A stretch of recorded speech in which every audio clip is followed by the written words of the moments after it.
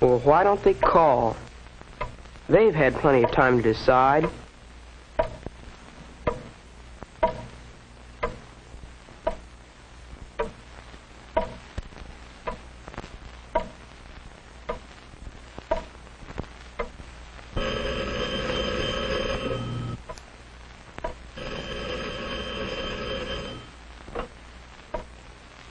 Hello? Yes, this is John. Yes, I know why you're calling. They did? Oh, they did. No. I guess that's it then. Thanks anyway.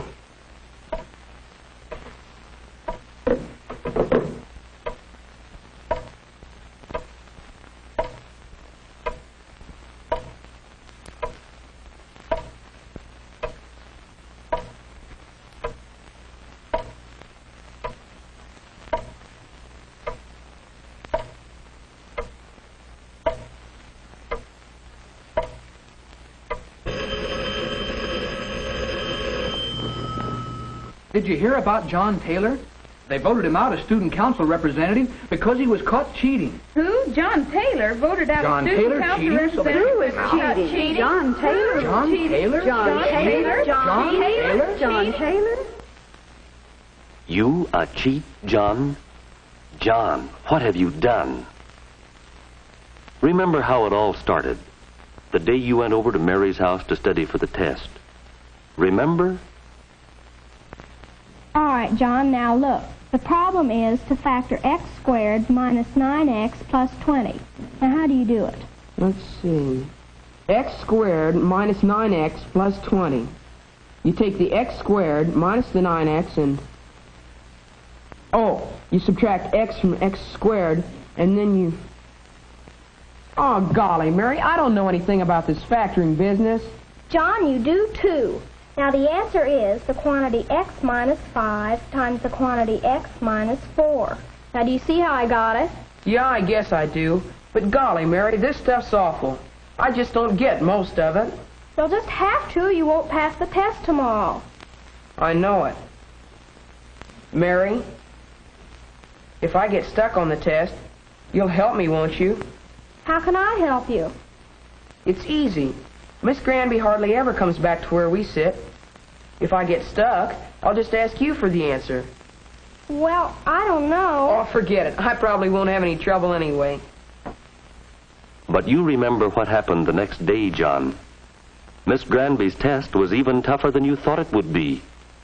There were a lot of problems you couldn't work, and it seemed to you that you didn't stand a chance of passing the test. And right there in front of you sat your pal Mary, with her head chock full of all the answers you needed. You thought about it. There you were, desperate. And there was your salvation within arm's reach. So you decided to take a chance. You asked Mary for help. And of course, Mary, being Mary, gave you the help. It was all so simple. You began to wonder why you'd spent so much time worrying about the test. Yes, sir, you felt pretty pleased with yourself. You'd put one over on Miss Granby.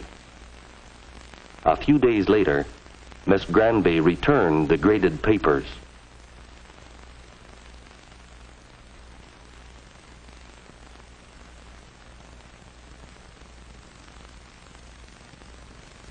Was there a shadow of doubt in Miss Granby's face as she looked at you? What was there for Miss Granby to doubt? After all, wasn't this the best grade you'd ever made on an algebra test? Maybe that was it. Maybe the grade was too good. Somehow that odd little look Miss Granby gave you seemed to haunt you. Did you really earn that 92, John? I wonder. Oh, she didn't mean anything. That test wasn't very important anyway. Yes, you thought it was just a little thing, but it was the beginning of all your trouble. After that, life went on for you pretty much as usual. You were busier than ever with sports, with Mary and your friend Jim, and most of all with your new job as student council representative. You'd always wanted to be on the student council, And you were really proud of yourself the day you were elected to take Jack Martin's place when he moved out of town. But now, with the honor of the job, went the necessity of keeping your grades up. And that was your problem.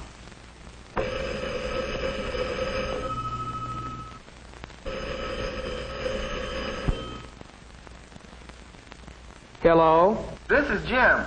Let's go down to Sam's and get a hamburger. I can't, Jim. I've got homework to do. Oh, don't worry about it. You've got plenty of time. Okay, let's go get a hamburger. I'll see you in a minute.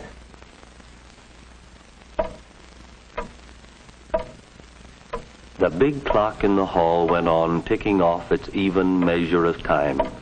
And you went on as before. You and Mary were still the best of friends. But Mary had assumed greater importance to you. You came to depend upon her more and more in your schoolwork, although you scarcely realized it. It wasn't that Mary was any smarter than you were. It was just, well, that she seemed to find more time to study. And you were student council representative and a very busy fellow. Okay, that finishes the problems. Now how about our history? You haven't done your history lesson either? Well, gosh, Mary, I can't do everything. I have 2 council meetings this week. I just don't have time to study. Well, here are the answers to the history lesson. But I think you're going to have trouble when we have tests and all these things. What are you going to do about the big test tomorrow? Oh, I'll get by all right. If I have trouble, you'll help me again, won't you? And that's how it was. Gradually, Mary had become your partner, although as time went on, she seemed less willing to do your work for you.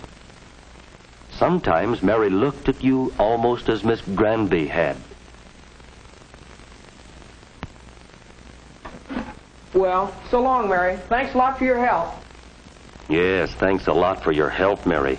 Whether you intended to help him or not, it was clear John depended on you. Didn't you begin to wonder what you were letting yourself in for? Take the next day, for instance, the day of the test.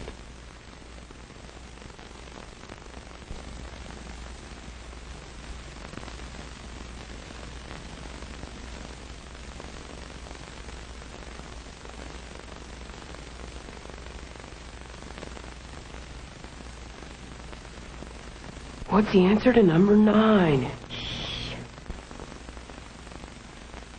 You gotta help me. What's the answer to number 9?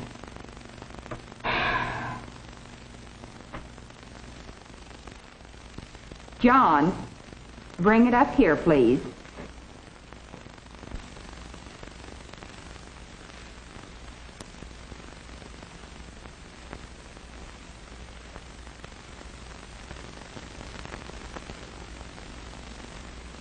I'm afraid I'll have to give you both 0 on the test. And both of you are to report to me after school, please. So you were caught, John. You were exposed in front of the class. And what's more, Mary was involved too. Mary, who was only trying to help.